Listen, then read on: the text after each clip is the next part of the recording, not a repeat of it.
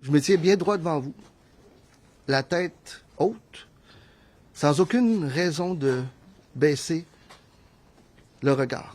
OK, l'ancien chef, parce que je pense qu'on peut dire ancien maintenant, Pablo Rodriguez s'en va. Et là, il n'avait même pas encore fait l'annonce de son départ lors de sa conférence de presse aujourd'hui, que la machine à rumeurs s'était déjà emballée. Qui va le remplacer à la tête du Parti libéral du Québec, mais surtout, qui veut le remplacer? Moi, je pense que c'est surtout ça la question. Et là, il faut faire vite parce que les élections ont lieu dans 10 mois et que le parti a tout intérêt à régler la question de la chefferie le plus rapidement possible. Je pense, comme ex-élu, que c'est toujours mieux d'avoir un chef qui est déjà député.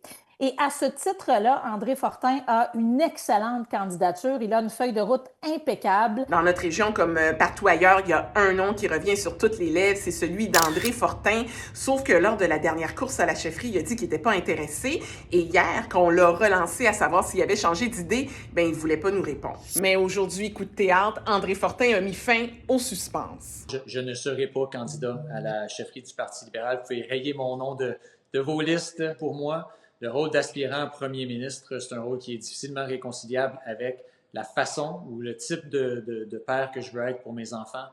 On demeure dans le thème de la politique provinciale parce qu'on vient d'apprendre que le chef du Parti québécois, Paul Saint-Pierre Plamondon, a choisi de donner une partie de son augmentation salariale à 3 organismes de l'Outaouais. Vous m'avez bien compris, le Centre de pédiatrie sociale de Gatineau, la Banque alimentaire de la Lièvre et le Relais des jeunes Gatinois vont chacun recevoir 500 $.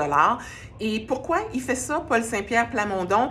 Tout simplement parce qu'il veut respecter sa promesse. Rappelez-vous, en 2023, quand la CAQ a décidé d'augmenter le salaire de tous les députés, les péquistes, eux, ont été parmi ceux qui ont choisi d'en remettre une partie à des organismes communautaires. Et en terminant, je ne sais pas si vous le savez, mais le village de Saint-André-Avelin est littéralement séparé en deux depuis mardi. Pourquoi? Parce qu'on s'apprête à démolir le pont de la route 321. Le pont, là, je dois vous le dire, est vraiment dans un état lamentable. Puis on est juste rendu là, il faut faire les travaux. Et même si ces travaux-là ne sont pas une surprise pour les résidents, disons qu'il y a bien des gens là-bas qui sont pas contents avec ça parce qu'il faut littéralement faire un détour pour se rendre d'un bout à l'autre de la municipalité.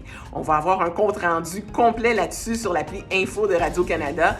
Bien évidemment, je vous invite à aller voir ça.